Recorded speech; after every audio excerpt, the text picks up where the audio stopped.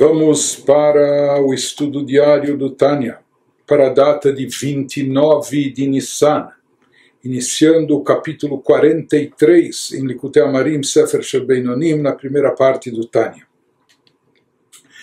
Esse capítulo 43 que vamos iniciar agora, ele vem na sequência temática dos últimos dois capítulos que o precederam, nos quais nos foi explicado de forma extensa alguns conceitos fundamentais em relação ao temor a Deus.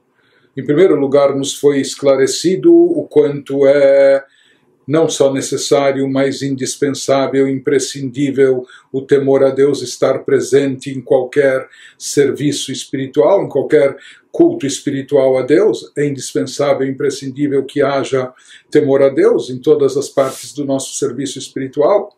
Em segundo lugar, também nos foi explicado como chegar ao temor, como cultivar esse temor dentro de nós. Nós vimos que isso ocorre essencialmente através da meditação da pessoa, quando a pessoa se aprofunda e de forma focada, concentrada, aprofunda o seu conhecimento, o seu intelecto na grandiosidade de Deus, né? Ou também se conscientizando de como Deus é onisciente, portanto Deus de tudo sabe, Deus tudo sabe e observa a pessoa constantemente em qualquer situação, qualquer circunstância. Então isso vai acabar gerando e trazendo dentro da pessoa a consciência, o sentimento de temor.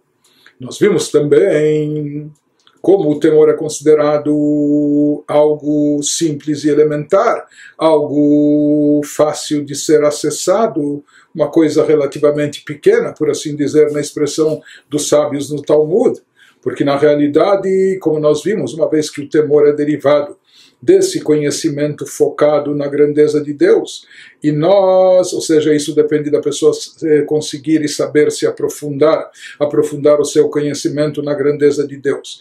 E essa faculdade de conhecimento todos nós temos de forma intrínseca presente dentro de nós, derivada da alma de Moshe Rabbeinu, um dos pastores fiéis, o pastor fiel que nos nutre, nos alimenta de espiritualidade, de energia espiritual. Portanto, assim como que para Moshe isso é uma coisa simples, fácil, muito elementar, chegar a esse nível de temor, de consciência de Deus, da mesma maneira, uma vez que nós possuímos essa irradiação da alma de Moshe dentro de nós, isso também é relativamente fácil e acessível para todos nós. Cabe salientar que esse temor que nos foi explicado nos dois capítulos anteriores é o temor básico. Temor a Deus na sua condição mais básica e elementar, que é aquilo o mínimo necessário e obrigatório para o serviço a Deus. Então, isso que ele nos explicou nesses últimos capítulos, que o fundamento, a base de todo o serviço a Deus está apoiado no temor. Ou seja, aqui se fala de um temor que ele vai motivar e ele vai levar a pessoa ao cumprimento da Torá e das mitzvot, etc. Portanto, como nós vimos nesses capítulos, nós tratamos do nível de temor mais inferior, mais baixo, aquele que se constitui no mínimo obrigatório, no mínimo necessário, que acompanhe o cumprimento, ou leve, induza a pessoa ao cumprimento de Torá e de mitzvot, aquilo que é chamado na linguagem cabalística de iratata, temor a nível inferior. Sobre esse temor a nível inferior, nos foi explicado nesses capítulos quais são as meditações que a pessoa deve acionar, ativar para chegar a esse nível de temor. Sobre esse nível de temor é que foi dito no versículo bíblico: Ma Hashem Elokecha shoel meimach, Kim leirait Hashem Elokecha, o que já Deus está esperando de você, como se fosse uma coisa muito simples e fácil, acessível. O que ele já espera de nós? Apenas temê-lo. Mas temê-lo com que objetivo? Que tipo de temor? Como conclui o versículo, Lalechet bechol drachav, aquele temor que vai nos levar a seguir em todos os caminhos de Deus, ou seja, a observância de Torá e de mitzvot. Portanto, esse temor, que é o temor mínimo que conduz à prática de Torah Mitzvot, ele é considerado algo elementar, algo básico, por assim dizer, pequeno, fácil e acessível, assim como é para Moshe, e já que todos nós temos um pouco da espiritualidade de Moshe dentro de nós, recebemos dele essa energia, portanto se torna algo também acessível para todos nós alcançar esse grau de iratatá, de temor inferior, a nível inferior.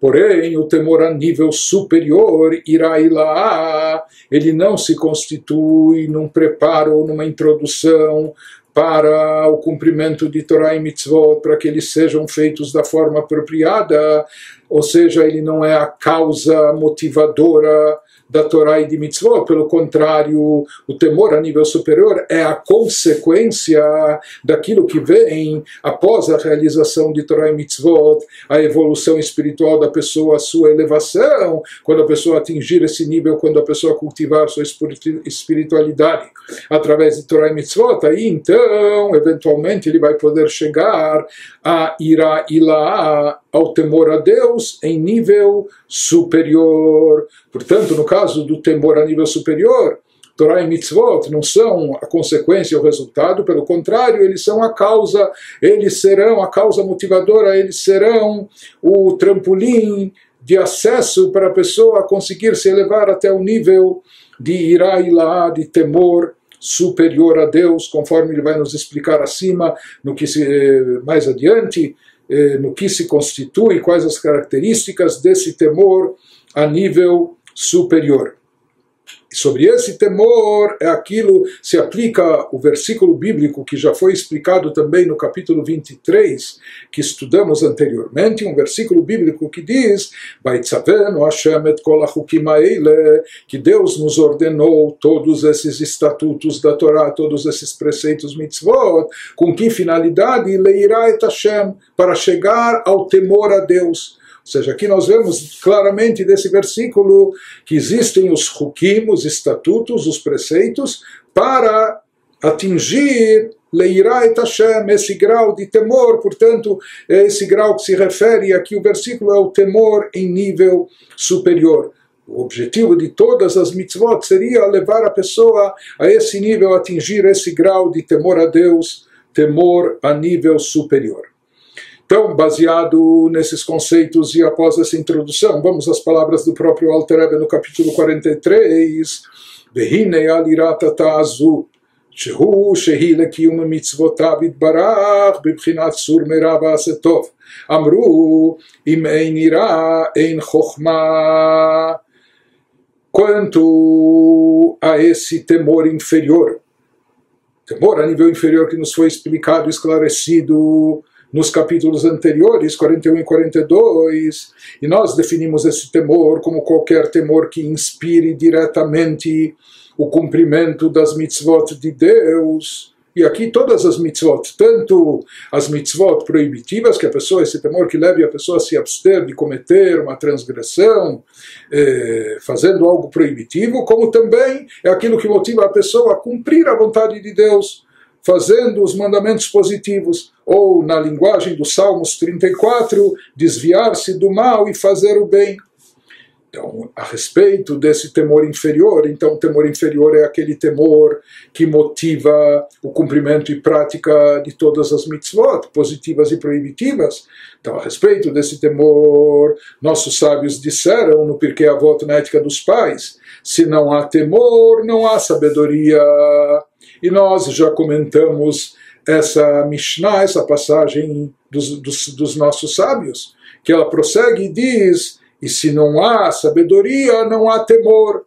Então nós até já perguntamos, bom, então por onde a pessoa começa? Nessa relação de causa e efeito, qual é a causa e qual é o efeito, afinal das contas? Por um lado ele nos diz, se não há temor, não há sabedoria, aqui se revela a sabedoria da Torá, ou seja, para a pessoa de fato absorver a Torá e poder implementá-la cumprindo as mitzvot, é necessário isso ser precedido por temor. Por outro lado, segue a afirmação dos sábios nos falando que se não há sabedoria, se não houver sabedoria, se não houver previamente a sabedoria, conhecimento da Torá, a pessoa absorver a Torá e implementá-la no cumprimento das mitzvot, não haverá temor. Então parece contraditório e não se sabe por onde começa o que vem antes, o que vem depois. Então nós já explicamos que essa afirmação dos sábios se divide em duas partes, e na realidade ela fala de dois tipos e dois níveis de temor. A primeira parte, que diz que se não há temor, não há sabedoria, se refere ao temor a nível inferior àquilo que a gente vem estudando nos últimos 2 capítulos, que se não houver isso, em primeiro lugar, se o serviço espiritual da pessoa não estiver apoiado e fundamentado nesse temor básico mínimo, não haverá sabedoria. Mesmo que ele estude a Torá, ele não vai conseguir absorvê-la, internalizá-la, não vai conseguir vivenciá-la de forma tal que lhe propicia uma elevação espiritual, implementando as mitzvot, etc. Então, primeiro tem que haver esse temor a nível inferior. Então ele prossegue e nos diz, vai nos explicar que mesmo nesse temor a nível inferior existem 2 categorias, ויש בה בחינת קטנות ובחינת גדלות. דהיינו כשנמשכת בחינת יראה זו מההתבוננות בגדולת השם. Ele nos fala que mesmo nesse nível de temor inferior, há uma disposição mental contraída, exprimida, que é chamada de katnut, algo pequeno, e há aquela disposição mental expandida, que isso é chamado de mochin de gadlut, algo grande, grandioso. E ao que se refere isso?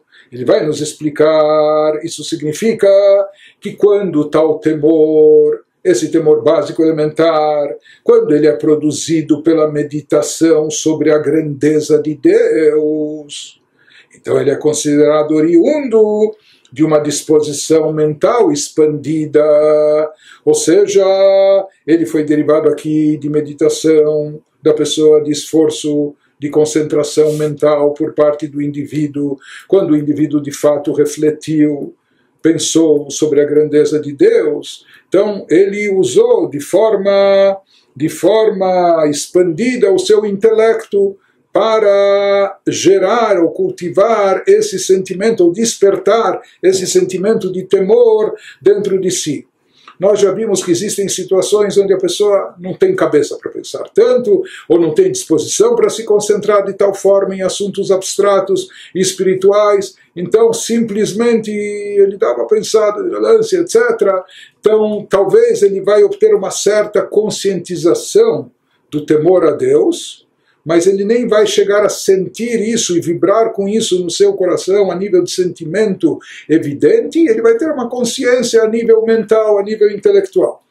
Aqui ele nos fala a diferença quando o temor a Deus foi gerado através do pensamento e meditação na grandeza de Deus, então ele é considerado oriundo de uma disposição mental expandida, ou seja, significa que ele vem de um nível de gadlut, de um nível expandido, ampliado, grande na mente da pessoa.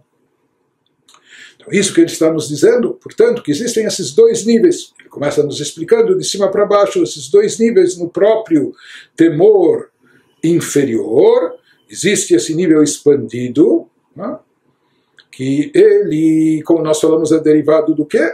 Quando o temor é gerado, é cultivado na pessoa através da meditação, da reflexão na grandeza de Deus, conforme ele vai explicar a seguir também.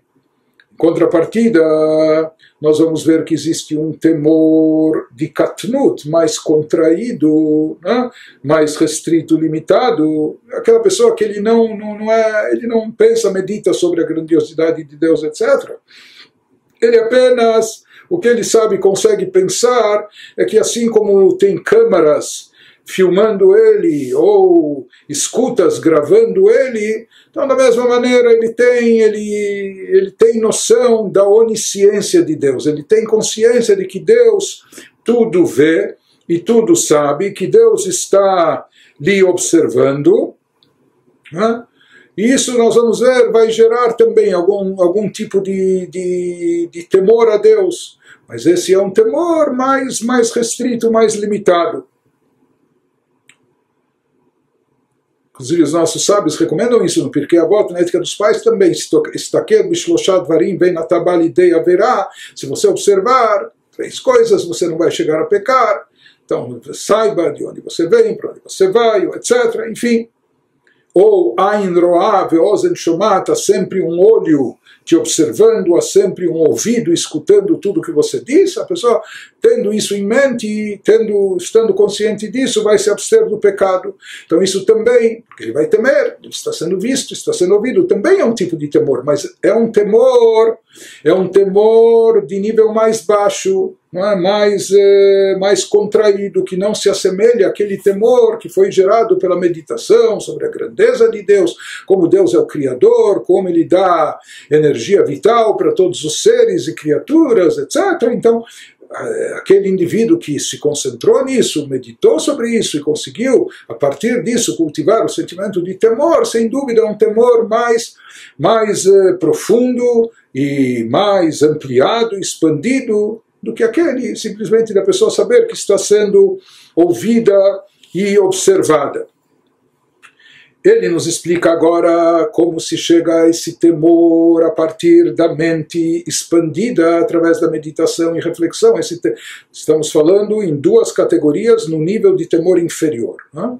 Então, a categoria mais alta, que é aquela derivada da meditação com mente expandida, ele vai nos explicar agora qual tipo de meditação na grandeza de Deus que leva e conduz a esse temor mais expandido.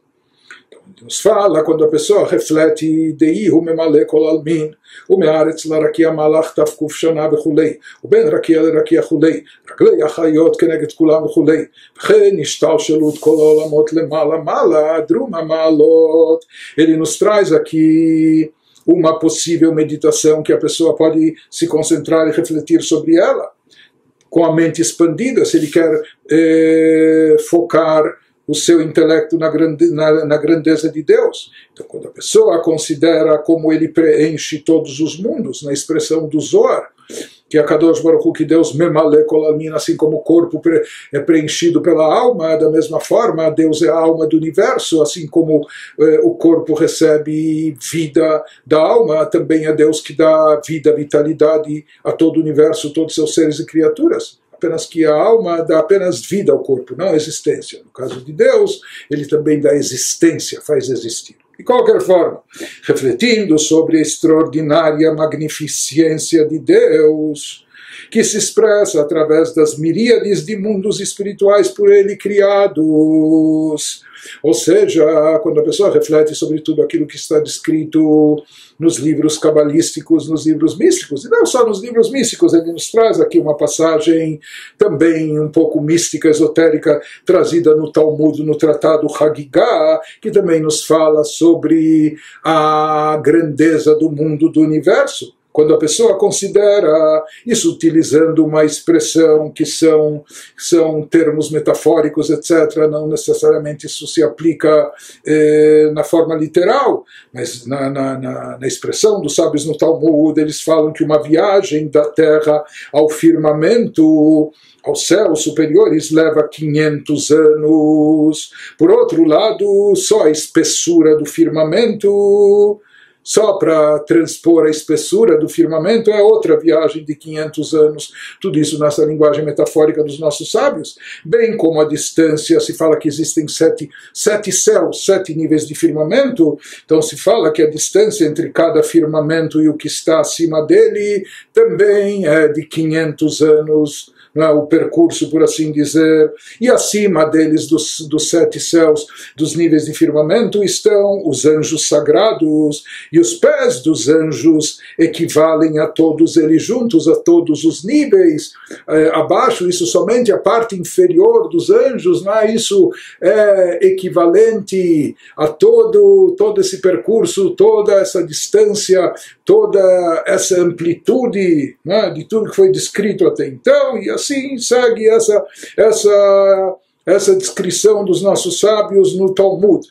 Na realidade, os nossos sábios aqui estão falando nos aspectos espirituais, quando eles falam que aqui uma viagem da Terra ao firmamento leva 500 anos, então uma maneira de dizer, de expressar o conceito de que esse nível espiritual presente nos céus, no firmamento, é superior ao que se encontra no plano terrestre, pelo menos 500 vezes, 500 níveis, 500 categorias. E o mesmo também é o que os sábios prosseguem dizendo, quando eles falam um nível em relação ao outro, que é 500 vezes mais elevado, espiritualizado, etc.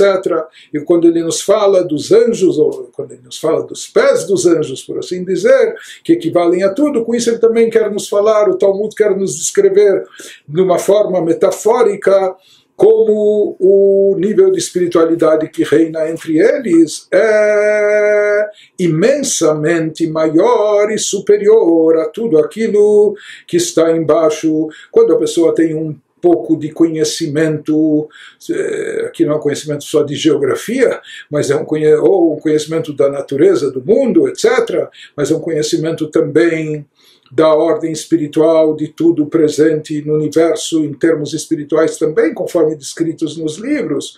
Quando a pessoa tem um pouco de consciência, de conhecimento disso, e reflete sobre a presença, a onipresença de Deus, a presença de Deus em todos esses planos, como Deus cria tudo isso e rege tudo isso, está presente, etc.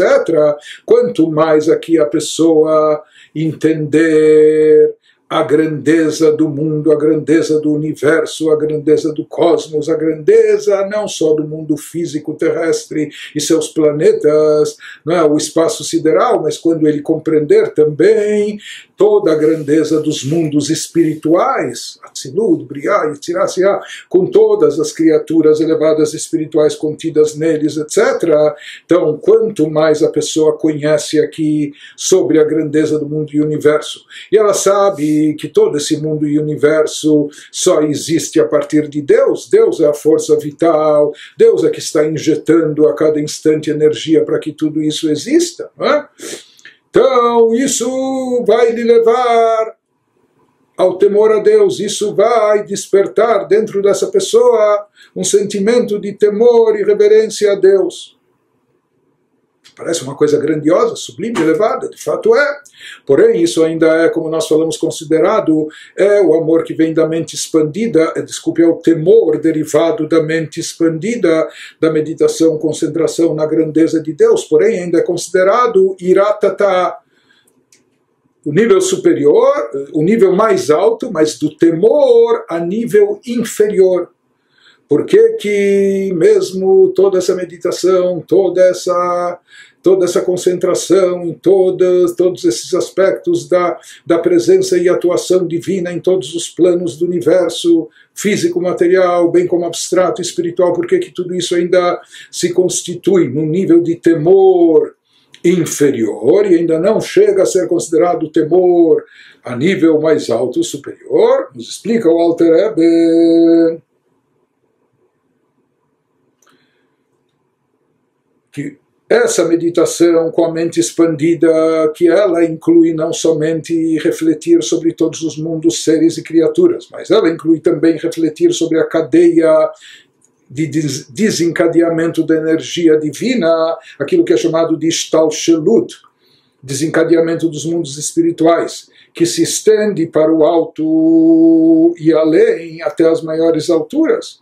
Então, mesmo envolvendo todos esses conceitos profundos, elevados e até espirituais, por que mesmo assim isso ainda é considerado um temor a nível inferior? Explica o Alter Rebbe, Afal Piken Nikra Ira Zu Ira Chitzonit Vetata. מאחר שנמשכת מהעולמות שהם לבושים של המלך הקדוש ברוך הוא, אשר מסתתר ומתעלם ומתלבש בהם להחיותם ולקיימם, להיות יש מאין וכולי. רק שהיא השער והפתח לקיום התורה והמצוות. Traduzindo, nos explica o Alter Rebbe por que isso ainda é considerado temor a nível inferior. No entanto, o temor resultante dessa meditação mencionada acima, por mais que é uma meditação muito ampla e abrangente, que envolve e abarca não só a grandeza e a presença e a atuação de Deus no mundo físico terrestre, mas também em todos os planos espirituais, incluindo até os mundos espirituais, suas sefirot e assim por diante, chamado Seder Shtav Shulut, a corrente de desencadeamento da energia divina, etc. Mesmo assim, isso ainda gera um temor que é considerado superficial e inferior, apesar de provir de uma disposição mental expandida. Ou seja, para uma pessoa chegar a despertar temor a partir dessa consciência, ele vai ter que meditar muito, refletir muito e a fundo e de forma muito expandida, mas mesmo assim é considerado ainda superficial e inferior. Por quê? É superficial porque inspirado pela grandeza de Deus, ele é inspirado pela grandeza de Deus manifestada através dos mundos criados, os quais são apenas as roupas do Rei, o Santíssimo Bendito seja, que está presente neles, somente de forma oculta, encoberta e vestida, para energizá-los e sustentá-los aos mundos e os seres, de modo que possa existir algo a partir do nada. Nos explica o Alter Rebbe. O problema com toda essa meditação, por mais profunda e elevada que seja o que pareça, é que aqui a pessoa está se concentrando num aspecto da divindade, a atuação de Deus como Criador. A pessoa aqui não está captando ainda a essência de Deus por si só, mas apenas e tão somente a atuação de Deus como Criador do mundo e do universo, ou seja, quando ele observa o mundo e o universo com toda a sua grandeza e ele fica impressionado com isso, mas depois ele se conscientiza que por trás de tudo isso, ou dentro de tudo isso, está a energia divina, daí ele deriva disso, extrai disso temor a Deus. Mas na verdade, todo esse temor vindo dessa meditação profunda, dessa disposição da mente expandida, mas tudo isso ainda faz referência aos mundos, aos seres e criaturas. E na realidade, o que está mais em evidência aqui são as criaturas mais do que o próprio Criador. E mesmo Deus como Criador, isso não representa a sua essência. Isso é algo mínimo insignificante para Deus. Deus, na sua essência, antes da criação, além da criação, acima da criação, é muito mais elevado. E aqui dentro da criação, por mais que nós ficamos deslumbrados, impressionados com a multiplicidade, com a grandiosidade de todas as criaturas, etc., mas toda essa criação, como nós falamos, não passam de uma roupagem na qual Deus está camuflado, e roupas que de certa forma ocultam e encobrem a revelação divina.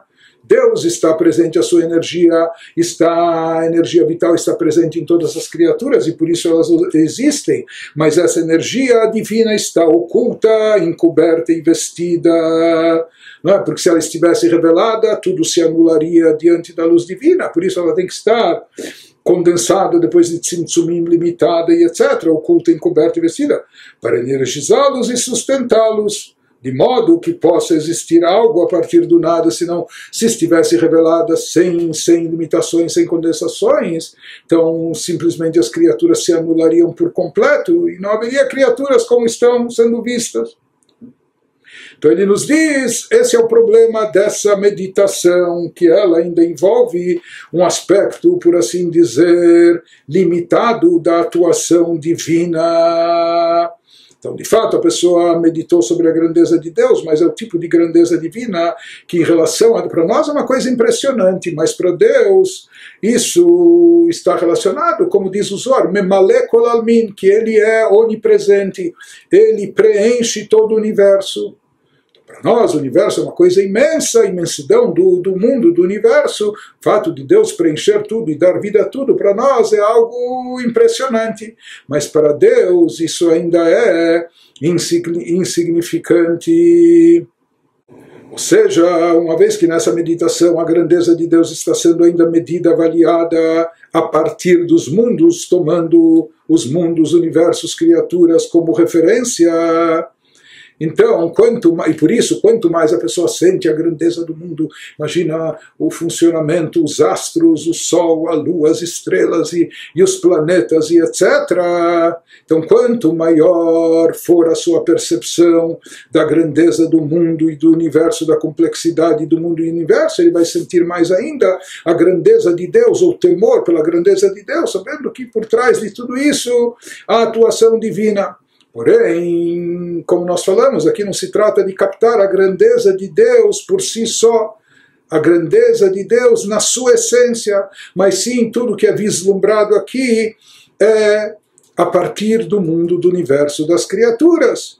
Por isso, esse tipo de temor ainda é chamado um temor externo, superficial. Por quê? Porque ele ainda não abarca a parte mais profunda da divindade, a essência da divindade. Ele não chega a atingir ainda, não chega a encostar na parte profunda da divindade, da própria essência de Deus. Ele abrange, essa meditação abrange dentro de si apenas os níveis mais externos e superficiais da propagação, da extensão, da atuação divina como criador e regente do mundo, do universo, dos seres e criaturas, que isso ainda é derivado de aspectos externos da divindade. Mas mesmo assim, nos disse o Alter Rebbe, esse tipo de temor, não só que não é dispensável, não, pelo contrário, porém, ele nos diz, esse temor mesmo que é chamado ainda a nível espiritual pelos nossos sábios de temor inferior, mesmo assim ele é importante, ele é essencial, porque ele representa o portão e a passagem para o cumprimento da Torá e das mitzvot. Como nós falamos, esse temor é aquilo que vai levar a pessoa ao cumprimento de Torá e mitzvot, que vai possibilitar então a sua elevação e evolução espiritual. Isso seria o temor inferior, como nós vimos com Gadlut, aquilo derivado da mente expandida, e aquilo que nós vimos também, o temor inferior num nível mais baixo, que Deus está vendo, observando, de Katnut, etc. Agora começa a nos explicar o Alter Rebbe no que consiste o temor a nível superior, Iraila. Iraila, Yereboshet, ויראה פנימית שהיא נמשכת מפנימיות האלוקות שבתוך העולמות. Já o temor superior, por sua vez, é um temor proveniente de um senso de vergonha na presença de Deus. E é um temor profundo que resulta da consciência, não da impressionante grandiosidade dos mundos espirituais em si, mas sim da divindade essencial dentro dos mundos. Ou seja, no temor superior, nesse temor a nível superior, Iraila, o que está presente, o que está evidente na consciência do indivíduo, da pessoa, não é a atuação, não é apenas a atuação de Deus no mundo, nas criaturas, no universo, o mundo é enorme e mesmo assim Deus não, é algo voltado ao próprio Criador em si, a grandiosidade de Deus por si só, não? A divindade que está, não que é vista a partir dos mundos, mas isso que está dentro dos mundos, mas que também transcende e está acima de tudo. Então se explica que esse temor mais profundo, que seria Iraila, temor a nível superior de Deus, então se fala que mesmo ele se aplica, ou seja, não só aqui a pessoa teme a Deus, temor, um tipo de temor, não é um temor que está revestido em roupagem, ou que está encoberto pelas roupagens do mundo, do universo, das criaturas, ou o que for. Não é? E sim, aqui a pessoa está visando, ou seja, a pessoa se impressiona não pela crosta superficial externa das coisas. A pessoa vê o mundo inteiro, o universo inteiro, e as maravilhas da natureza, e etc. E percebe que por trás de tudo isso está Deus. Então, isso enche a pessoa de temor e respeito a Deus. Mas, como nós falamos, isso ainda é derivado de aspectos externos que no fundo estão encobrindo e ocultando a divindade. Porém, quando a pessoa procura se concentrar na forma profunda da essência de Deus, ou seja, não só a atuação de Deus no mundo, no universo, como criador ou como regente, etc., então aqui se trata de meditar na grandiosidade de Deus que transcende e supera todo o universo. Isso causa para a pessoa um temor, que aqui não é um temor de medo do que vão dizer de mim, ou que vão pensar, é claro que não só medo do castigo ou punição, aqui é um temor reverencial que causa à pessoa uma certa vergonha e constrangimento. Interessante que o Alter Rebbe explica num outro lugar, numa outra obra sua em passagens racídicas, ele traz isso em nome do seu mestre, o Magid Mezrich, que ele fala que esse nível de irá e lá, de temor superior, que é chamado de Yere Boshet, como uma vergonha e constrangimento, ele nos fala que isso se assemelha a alguém que está na presença de um grande tzadik, uma pessoa muito elevada, muito santa, muito espiritualizada. Então quem já teve essa experiência, ou essa vivência, ou quem já teve essa oportunidade, então talvez saiba mais, tenha consciência o que é sentir isso. Quando nós estamos diante de uma pessoa muito elevada, nós, não só que nós tememos, nem queremos abrir a boca, nós nos sentimos nulos, nós percebemos a santidade e a grandiosidade dessa pessoa, a ponto de nós como nos envergonharmos diante dela.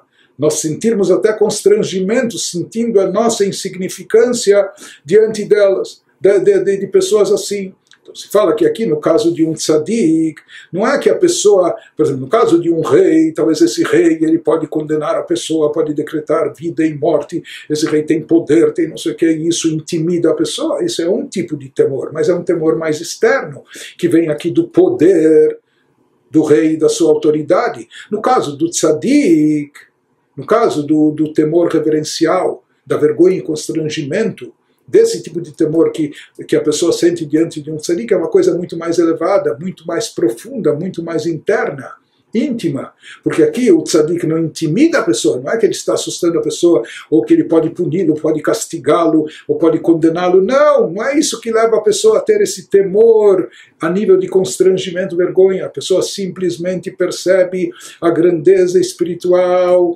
desse que se encontra diante de si, desse grande tzadik. E isso causa a pessoa medo até, não é, de falar, de dizer, eu não sou nada diante dessa pessoa.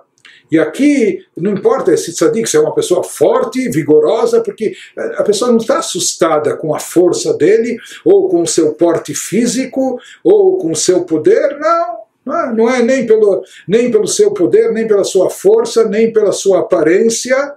Aqui, de fato, o que impressiona a pessoa e traz esse temor reverencial, essa vergonha e constrangimento, é a parte profunda, é ele captar de forma profunda a grandeza, as virtudes, as qualidades espirituais, a evolução espiritual que alcançou esse tzadik. Ou seja, o que lhe causa aqui temor não são aspectos externos ou superficiais, como seria diante de um rei, por exemplo, de um rei autoritário, de um soberano, etc.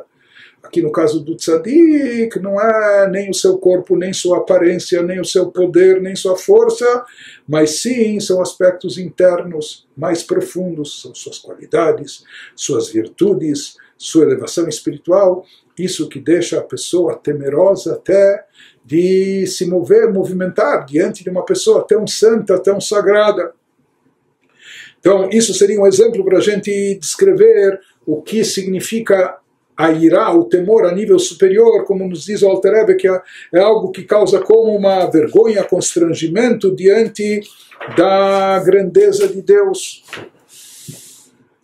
Então ele nos diz, ou seja, Esse seria também o contraste. Ira hitzonit, o temor superficial externo, é aquele que vem da meditação na grandeza de Deus como atuante no mundo, preenchendo todos os universos, etc. Mas, na verdade, uma vez que a gente está captando esse conceito de grandeza de Deus, que vai gerar o temor a partir da atuação superficial de Deus, externa, sua atuação nos mundos e no universo, quando aqui se dá muita ênfase ainda às criaturas, ao mundo-universo, portanto, o nível também de temor que vai se cultivar e desenvolver ainda é mais externo e superficial.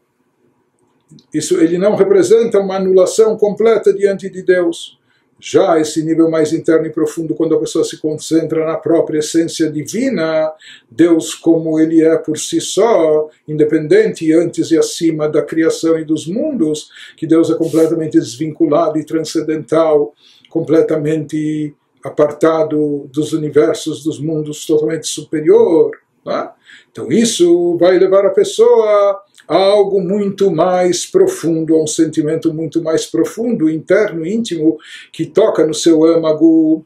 Sobre esse nível de ira, esse nível superior de temor a Deus, Ale Amru, Imen Chochma En Ira. Então, sobre esse nível, disseram os nossos sábios na sequência daquela Mishnah na Ética dos Pais, se não há sabedoria, se não há Chochma, Chokhmah aqui abrange Torá, etc., mas nós vamos ver por que especificamente ele está se referindo aqui a Chokhmah. Se não há Chokhmah, não há temor. Ou seja, aqui no caso, toda a Torá e Mitzvot são um preparo introdutório para possibilitar a pessoa alcançar e chegar a esse nível tão elevado e superior de temor reverencial a Deus. E ele nos explica por que Chokhmah é trazido aqui, de Chokhmah e Koachmah, ou seja, esse, para chegar no nível de temor superior, é necessário ser precedido por Chokhmah. Chokhmah, que se refere não só a Chokhmah, o estudo da Torá, mas a qualidade de Chokhmah. O que caracteriza Chokhmah? Já explicamos no Tânia, em passagens anteriores, que, conforme é trazido na Kabbalah, de Chokhmah e Koachmah. De Chokhmah me'ain timatzeh. Pois como sabemos, o termo Chokhmah é a fusão de duas palavras hebraicas, Koach, que significa poder, e Ma, o quê? Então, como dizendo, Chokhmah se divide em hebraico as letras de Chokhmah, formando duas palavras, que Chokhmah é um potencial, é um poder, Koach Ma, de o quê? O que significa esse o quê? Nós vemos que o próprio Moshe Rabbeinu, na sua humildade, na sua modéstia extrema, na sua anulação completa a Deus, quando ele era contestado e haviam rebeliões contra ele, etc., ele reagia mesmo assim de forma humilde, etc. Ele dizia, Venachnu ma, o que nós já somos? Ou seja, esse o que representa a insignificância, o que já somos nós? Venachnu ma. Aqui, nesse contexto de Chokhmah, Koachmah, é o poder de Ma, de anulação, de o que, sabe, algo que nem está caracterizado, que não é nada. Então ele nos diz o poder, capacidade de dizer o que é isso, ou seja, como desconsiderando algo, achando que isso nada é. Né? Está escrito, assim está escrito no livro de Jó, mas a Chokhmah, de onde pode ser encontrada, me'ain timatzeh, mas a palavra aqui, ain, se fala que a Chokhmah é derivada do ain, ain significa também nada, ou seja, o poder de nulidade, de anulação, disso é extraído e derivado a Chokhmah.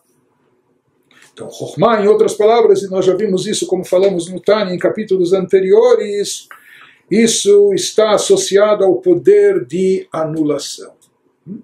Então, a pessoa, para poder chegar a um nível de temor superior a Deus, aquele temor que está vinculado à própria essência divina mais profundo e elevado, precisa passar primeiro, precisa chegar no nível de Chokhmah, de anulação. O que já é isso? Algo, poder de revelar esse o que, esse nada dentro de si. E ele nos explica também a ligação de Chokhmah com o conceito de bitul, de anulação, baseado num dito dos nossos sábios no Talmud. Os nossos sábios lá perguntam: Eizeu Chacham, quem é sábio, quem é detentor de Chokhmah?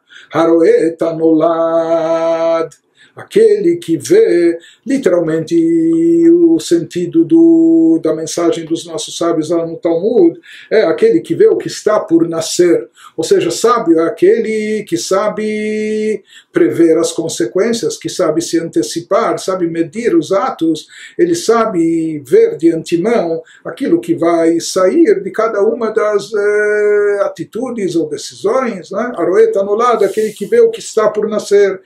Tem gente que só enxerga as coisas depois que aconteceram. Né? Tem gente que mesmo depois que aconteceram também não sabe exatamente ainda o que aconteceu.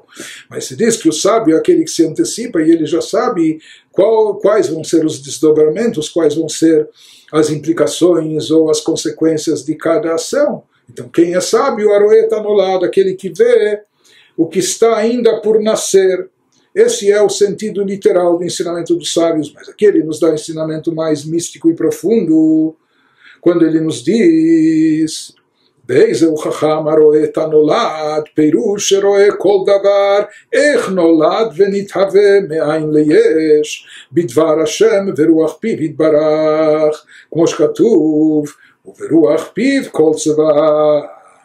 Então, o Talmud também faz alusão à energia transpessoal da Chokhmah, quando o Talmud, nesse tratado, Tamid nos diz, com seu ensinamento, quem é sábio, quem é Chacham, quem é detentor de Chokhmah, aquele que vê a consequência futura, ou, traduzindo literalmente, aquilo que nasce, não é? Aquilo que nasce de cada ação, que se deriva de cada ação.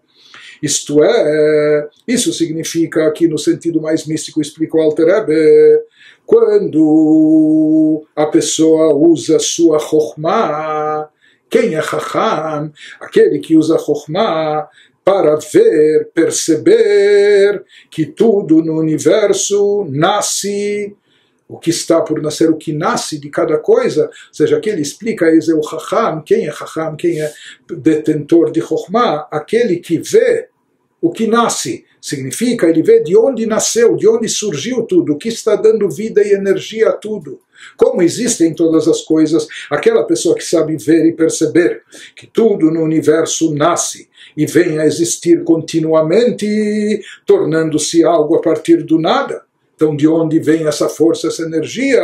Isso vem simplesmente de Deus. É a palavra de Deus e o sopro da sua boca que dá origem, vida e energia e existência a tudo. Como está escrito, sim, está em Salmos 33, que pelo sopro de sua boca tudo que há no mundo veio a existir.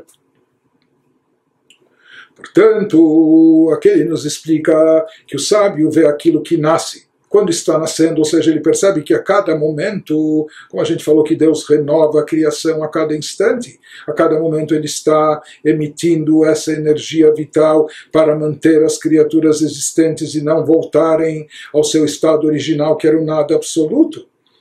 Aquela pessoa que sabe perceber isso, esse é o Chacham, ou seja, que ele é detentor, ele possui Chokhmah. Por quê? Porque ele vai acabar percebendo como o mundo inteiro, como nós falamos, Chokhmah é o poder de anulação, e aqui a pessoa vai perceber como o mundo inteiro, todas as suas criaturas, todos os seus seres estão absolutamente anulados diante de Deus, eles não têm existência própria nem autônoma, eles não têm vida própria e independente, eles são totalmente dependentes de Deus a cada momento existente, a cada momento instante para a sua existência básica. Ou seja, ele percebe que mesmo os mundos após terem sido criados, se eles prosseguem sobrevivendo ou subsistindo, Isso é em função do poder da fala divina. Sim, está escrito que Deus criou o mundo através de asserções, de pronunciamentos, que haja luz, que haja sol, que haja céus e assim por diante. Não é? Então, se fala que esses pronunciamentos divinos, essa palavra de Deus representa a energia divina investida no universo e nas suas criaturas, e é isso e somente isso que dá existência e vida a tudo, porque senão tudo voltaria ao nada completo. Então, o Chacham é aquele que percebe tudo isso e, portanto, ele conclui e ele sabe e sente como o mundo todo, todas as criaturas, todos os seres estão completamente anulados diante de Deus. Não só que eles são inteiramente dependentes, não só que eles não têm nenhuma autonomia, não só que eles dependem continuamente de Deus, eles são totalmente anulados diante de Deus. Então, o exemplo que se traz na Hassidut, ou se fala, por exemplo, alguém pega uma pedra é inanimada, não é? E diferente, a pedra não tem nem crescimento vegetativo, nada, a pedra é imóvel, inanimada. Mas se alguém pegar uma pedra e jogar a pedra para cima, quanto mais força ele tem, ele joga a pedra sobe mais acima, a pedra está subindo. O que significa que a pedra está subindo? Em quanto tempo sobe a pedra? A pedra vai estar subindo enquanto a força aplicada nela estiver presente nela. Uma força contrária à sua natureza, porque a pedra, por sua natureza, ela é imóvel e inanimada. Né? E se não houver nenhum fator diferente contrário à sua natureza, ela vai permanecer por milhares de anos parada naquele mesmo lugar, se não vier nenhuma força, se ninguém der chutar essa pedra, não vier nenhum vento forte. Então a pedra, na sua natureza, vai permanecer naquele lugar o tempo todo, toda a existência. Mas aqui veio alguém e aplicou na pedra uma força contrária à sua natureza. Então isso não significa que a pedra se tornou uma pedra voadora ou uma pedra ambulante. Não. A natureza da pedra continua sendo a mesma, mas por que a pedra está subindo e se movimentando? Porque foi aplicada nela essa força, enquanto a força contrária e diferente da sua natureza ainda se fizer presente, estiver presente nela, ela vai continuar voando, subindo, se movimentando de forma diferente, distinta da sua natureza original. Mas quando essa força cessar, o que acontece? Da gravidade, a pedra volta imediatamente à sua condição original, ela volta ao seu estado normal, ela cai no solo e vai ficar parada lá outros 1000 anos se ninguém mexer nela. Né? Assim também se fala que a natureza de todo o universo, de todos os seres e criaturas, é o nada absoluto. Não há nem o vazio, porque vazio tem um espaço vazio. O próprio espaço é uma criação. Antes do mundo ter sido criado, não havia nem espaço vazio.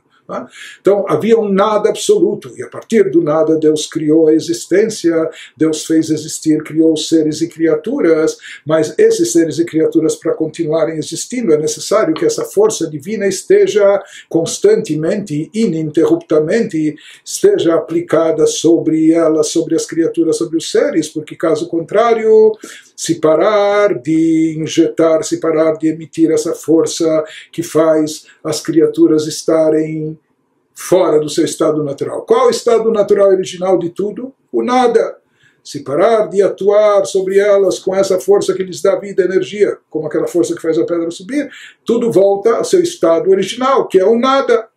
Portanto, quando a pessoa reflete sobre tudo isso, esse é o Chacham, aquele que tem Chokhmah, que ele percebe a anulação de tudo e de todos diante de Deus, uma vez que toda a existência está baseada nesse sopro divino, entre aspas, né, metaforicamente falando, que é essa energia vital ininterrupta que dá existência a todos os seres e criaturas. Por isso ele nos diz, Veilazot, quando a pessoa tem plena consciência disso, medita e reflete sobre isso. Veilazot harei hashamayim ve'aretz v'chol tzva'am beteilim bemetziut mamash bidvar Hashem veruach piv. Então isso significa, ele nos fala que as identidades aparentemente separadas dos céus, terra e tudo que há neles, por um lado a pessoa vê um universo magnífico, céus, terra, etc., mas a pessoa percebe e tem consciência que tudo isso, todas essas grandes obras são, na realidade, anuladas pelo poder que os cria continuamente, ao qual eles devem sua existência, eles não têm nenhuma existência própria. Esse poder se constitui no quê? É a palavra de Deus e o sopro da sua boca. Então, quando a pessoa se conscientiza disso, a sua percepção do mundo, do universo, das criaturas, etc., é completamente diferente. Quando a pessoa percebe que toda a existência de tudo depende continuamente de Deus, então, portanto, tudo está completamente anulado e nulificado diante da divindade. Como nós falamos, se essa força parar de ser investida por um instante, tudo volta ao nada. Então, mesmo quando ela se faz presente, dando existência, mantendo existente as criaturas, essas criaturas são completamente anuladas diante dessa força, desse poder. Ele nos diz, vai nos trazer mais um exemplo aqui, que essa anulação é mais intensa ainda do que a gente imaginaria à primeira vista. O que lo mamash chashivei ve'ain va'efes mamash. כביטול אור וזיו השמש בגוף השמש עצמה. Ele nos fala que essa chokhmah da pessoa habilita a perceber que toda separação é considerada zero, literalmente nulidade e vazio. Desculpe, toda a criação é considerada zero, literalmente nulidade e vazio.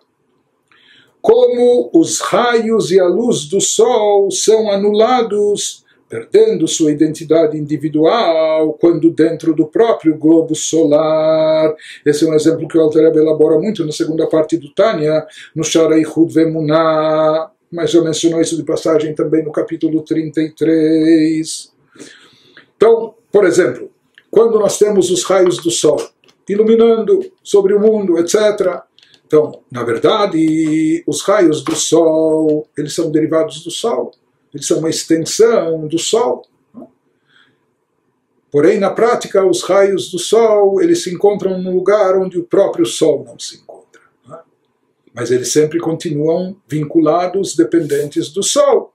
Então, nós recebemos aqui na Terra milhares e milhares de quilômetros do astro solar, a luz e o calor solar, que vem através dos raios, do reflexo do Sol, dos raios solares. Mas, um dia nublado, se há nuvens no horizonte, etc., o Sol continua lá e ele continua normalmente emitindo os raios solares, mas quando se cortou o contato entre o raio solar e a sua fonte de origem, que é o Sol, então para nós fica nublado, fica escuro aqui, fica cinzento, ou basta a pessoa fechar a cortina ou baixar a persiana, então os raios do Sol estão presentes, o Sol está emitindo seus raios solares, mas no momento que se fechou a persiana, se cortou o contato entre o raio do Sol. Se essa luz solar antes entrava no quarto, mas no momento que se baixou a persiana, se fechou a cortina, se perdeu o contato entre a fonte, que é o astro solar, e a luz reflexa do Sol, então fica tudo escuro. Em outras palavras, na verdade, os raios solares eles têm uma dependência contínua e completa do seu astro, da sua fonte e origem, que é o astro solar. Se cortou o contato, eles param de brilhar, desaparecem do nosso. Apesar que isso só no exemplo, como nós falamos, porque na prática, nesse exemplo, os raios do Sol eles se encontram num lugar onde o próprio Sol não está atuando, não está de forma direta, não está presente.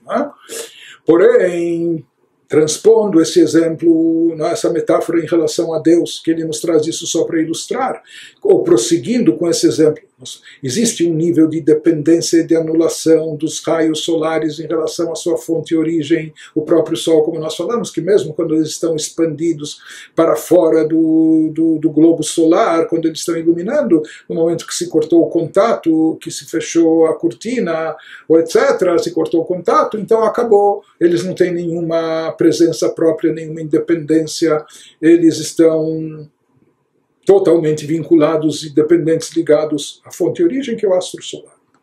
Portanto, eles estão anulados diante da fonte origem ao Sol. Mas existe um nível de anulação mais elevado e profundo ainda, que é a anulação dos raios solares quando se encontram ainda incorporados dentro do próprio globo solar.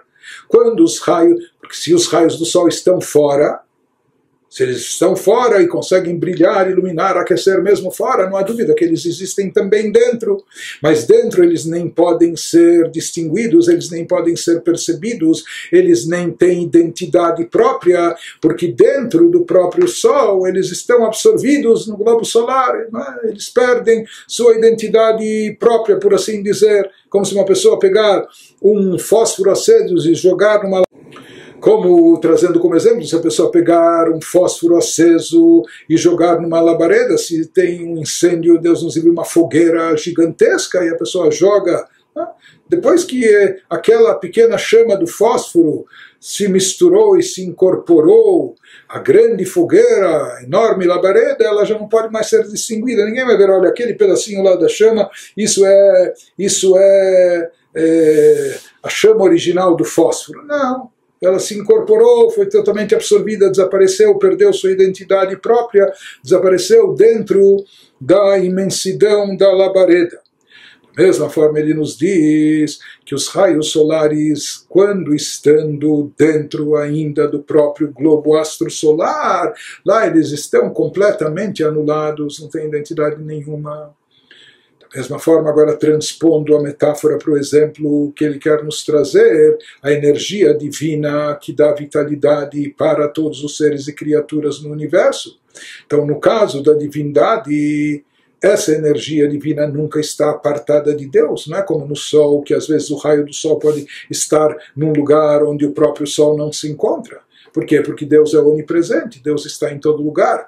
Portanto, essa energia divina que dá vida e existência a todos os seres, todas as criaturas de todos os mundos, todos os universos, material, espirituais, etc., sempre está incorporada dentro da fonte matriz, sempre se encontra anulada dentro da origem, e, portanto, tudo que gera esse reflexo da divindade que dá existência ao mundo sempre está, constantemente está anulado por completo dentro da fonte da matriz, dentro da origem, que é a própria essência divina.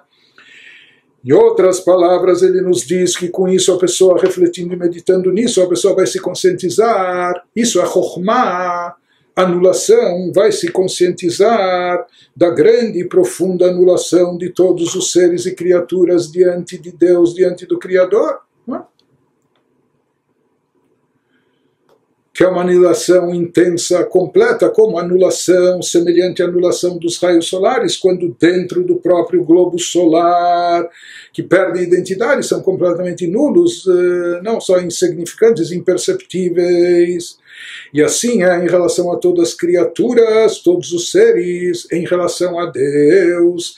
E algo muito importante nos diz e acrescentou Alter Rebbe agora: Ve'al yotzi adam atzmo me'aklal shegam gufo ve'nafsho ve'rucho ve'nishmato betelim bemetziut bidvar Hashem.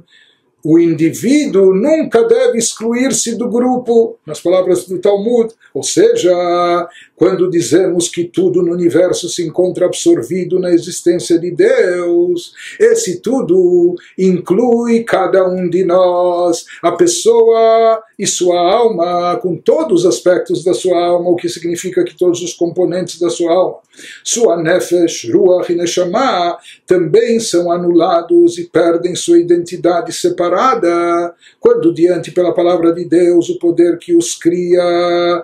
Porque às vezes a pessoa pode estar com pensamentos elevados, sublimes, e meditar e refletir que o universo inteiro é completamente dependente de Deus, não tem nenhuma autonomia, o universo inteiro está anulado diante de Deus, porque a força vital divina contínua, constante e ininterrupta que lhe dá existência, porque senão, se essa força cessasse por um mero instante, tudo voltaria a absolutamente nada. O pessoal pode pensar no universo todo e tudo está anulado, mas esquecer de anular o seu próprio ego. Esquecer de se incluir dentro disso. Por isso nos salienta o Alter Rebbe que a pessoa, com toda essa meditação, não deve esquecer do principal, que é incluir a si mesmo, sabendo Se o universo inteiro está anulado diante de Deus, quanto mais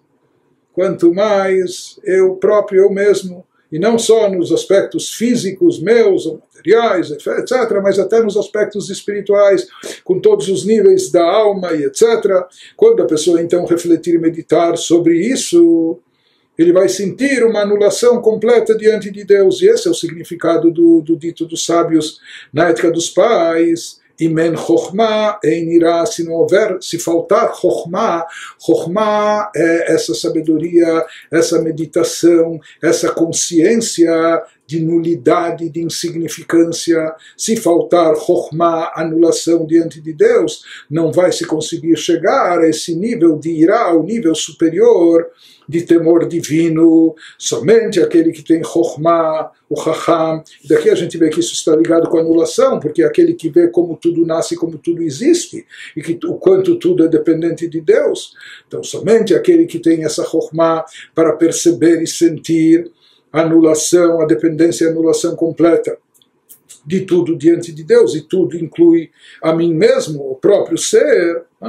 Então essa anulação vai ser o portal, vai ser o conduto para ele poder chegar ao nível de irá e lá, de temor superior.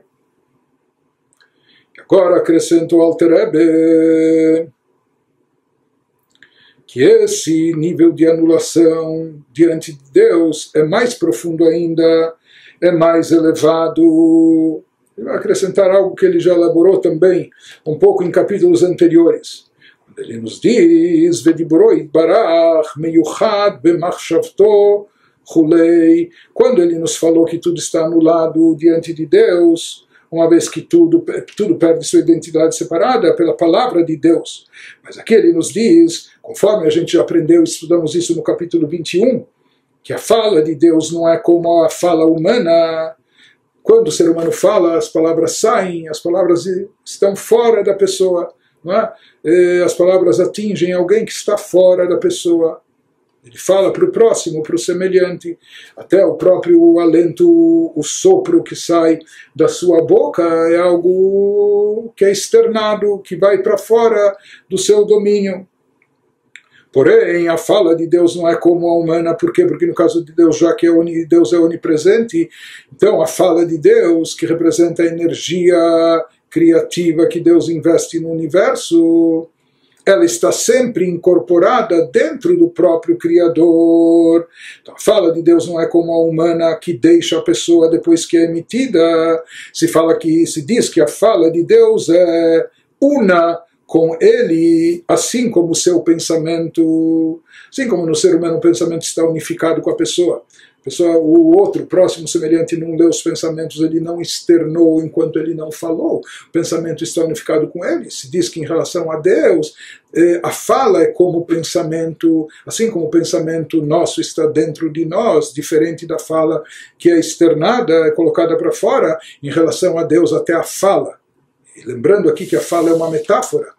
Ou seja, a fala, o mundo foi criado através do pronunciamento divino. Portanto, tudo que é derivado da fala de Deus, que isso inclui todo o universo, todas as criaturas com todos os seus seres, tudo isso está sempre incorporado dentro da divindade, como o pensamento nosso sempre está unificado conosco. Então, ele nos fala... Até agora ele estava nos dizendo sobre a anulação das criaturas diante de Deus, diante da palavra de Deus. Ou seja, que todas as criaturas, para subsistirem, para estarem aí, para terem vida e existência, elas dependem da energia divina constante aplicada sobre eles, a palavra de Deus que esteja sempre presente sobre eles. Ou seja, todas as criaturas são consideradas insignificantes, porque elas não têm vida própria, não têm existência própria, não têm autonomia nem independência, porque elas estão sempre dependendo daquilo que é chamado, entre aspas, a fala de Deus, a energia divina aplicada nelas. Mas ele nos diz, aqui ainda existe uma relação ou correlação entre fala e criaturas. Nós falamos a fala divina, que haja luz, que haja céus, firmamento, etc. Então isso aparentemente criou algo. Então a gente não pode dizer que isso é nada, porque houve aquilo que a Torá descreve, entre aspas, metaforicamente, como fala divina. houve aqui um processo criativo. Então, talvez isso não seja tão anulado, uma vez que Deus se ocupou em criar isso, né? Então ele nos diz que na realidade em relação a Deus o conceito de fala não é completamente insignificante e não ocupa nenhum lugar, nenhum espaço, nenhuma importância, uma vez que essa fala em relação a Deus está sempre incorporada dentro do seu ser, na sua essência. Então é como o raio do sol que está sempre dentro do sol, e mais ainda, ou seja, conforme ele vai nos explicar, Bekaniskar leil perek kaf vekaf alev be'arichut bederech mashal minefesh adam שדיבור אחד מדיבורו ומחשבתו כלא ממש כולי, como foi detalhadamente explicado acima, nos capítulos 20 e 21, com o exemplo da psique humana, onde lá nós concluímos que mesmo no caso de um ser humano, uma palavra falada ou um único pensamento é totalmente insignificante no que se refere à alma. Apenas uma fala, uma palavra, uma fala, é nada, se comparado a todo o potencial da alma, porque a alma possui o poder ilimitado de falar e pensar. Então isso até no caso de um ser humano, uma única fala é completamente insignificante. Portanto, lá nós explicamos, sem dúvida, a fala de Deus também é insignificante relativamente ao seu pensamento. Lá nós explicamos que uma fala, um pensamento em relação a todo o potencial de falar e de pensar que o ser humano tem é algo completamente significante, quanto mais a Deus, que por essência é infinito e é ilimitado. Zeu she'amar hakatuv hen irat Hashem e chokhmah. Portanto, a pessoa meditando em tudo isso, ele deve concluir o quanto tudo e todos estão completamente, absolutamente anulados diante de Deus. Isso vai levá-lo a esse temor de constrangimento, de vergonha, de reverência, de admiração diante de Deus, esse temor em nível mais elevado. E ele conclui nos dizendo isso que está escrito em Jó, Zeu she'amar hakatuv hen irat Hashem e chokhmah. Por isso está escrito, o temor a Deus é a sabedoria, ou seja, como se chega a esse nível superior. Jó está se referindo a Jó 28, ao nível superior de temor a Deus, é a sabedoria Chokhmah aqui, no sentido de capacidade de anulação, pois o uso de Chokhmah é o caminho para o temor superior. Bom, se esse é o superior, o mais elevado, quem sabe então vamos procurá-lo, vamos diretamente para ele. Então nos diz o Alter Rebbe, Achi efshar leasig leira vechokma zu, ela bekium haTorah ve'amitzvot, al yedei irat ha'ta'ah achitzonit. Zeu shekatuv, im ein ira en chokma, não dá para pular, não dá para queimar etapas e querer ir direto, isso que nos fala, esclarece o Alter Rebbe, porém é impossível alcançar tal temor superior e consciência inerente a Chokhmah, anulação de tudo e de todos, etc., sem primeiro cumprir a Torá e as mitzvot, é o cumprimento de Torá e mitzvot, que vão elevar o indivíduo, que vão lhe possibilitar uma evolução espiritual, habilitando, condicionando a poder eventualmente chegar a esse nível de temor superior. Mas isso só pode ser alcançado depois que a pessoa estudou muito a Torá e cumpriu e praticou muitas mitzvot. E como nós vamos ver, tendo feito isso, baseado, apoiado e acompanhado com o temor a nível inferior.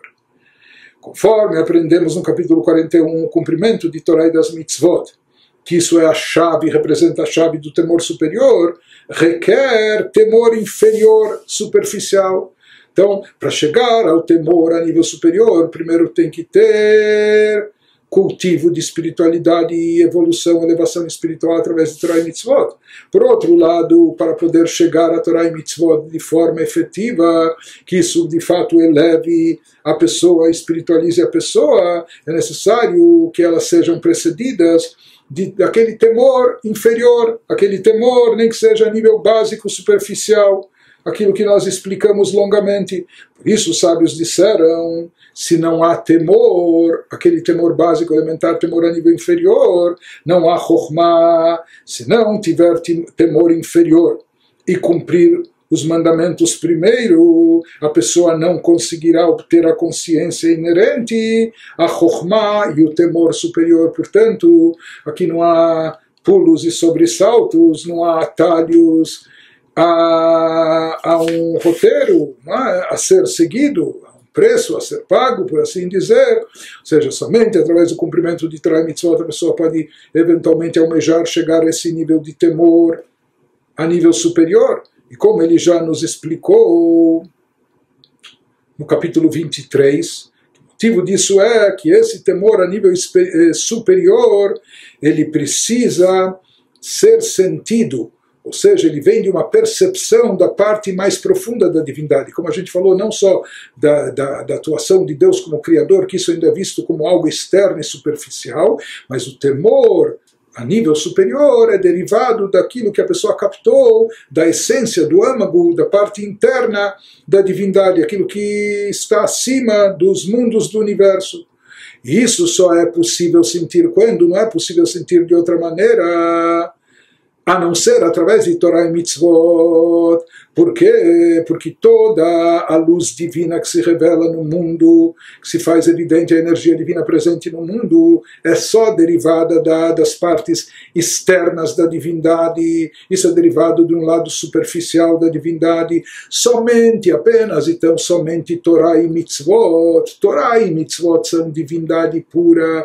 Torá e Mitzvot, mesmo aqui nesse mundo físico material, representam a própria essência de Deus, aquilo que está acima do mundo, do universo, aquilo que transcende a luz e energia divina presente nos mundos. Isso é Torá Mitzvot. Por isso, já que o temor a nível superior representa captar a essência de Deus, isso só é possível depois que a pessoa imergiu, depois que a pessoa se concentrou na Torá e Mitzvot, que representam, isso vai ser também o instrumento para ele poder chegar a tanto, porque Torá e Mitzvot representam a luz e energia divina superior, profunda, interna, diferente de toda energia divina presente no mundo, que é apenas externa e superficial. Somente Torá e Mitzvot que representam a vontade de Deus, a essência de Deus, a própria divindade. Então, por intermédio delas, a pessoa pode eventualmente se preparar e se habilitar para chegar a esse nível de temor superior, no qual ele capta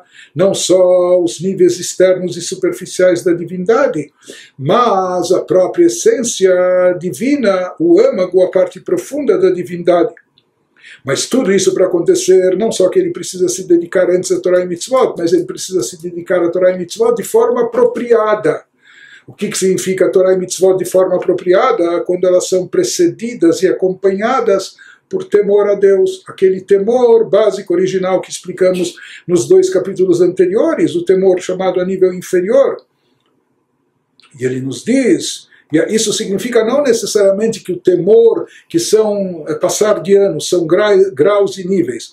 Na verdade, não é que o temor a nível inferior depois leva e conduz ao temor a nível superior. Não, ele nos diz, o temor a nível inferior vai possibilitar a pessoa de estudar Torá e cumprir mitzvot da forma apropriada, e o que sim condiciona e habilita a pessoa a chegar ao temor supremo em nível superior é a Torá e mitzvot, quando feitas de forma apropriada, acompanhadas do temor a nível inferior. Ou seja, só do temor a nível inferior a pessoa não vai chegar ao temor supremo, nível superior.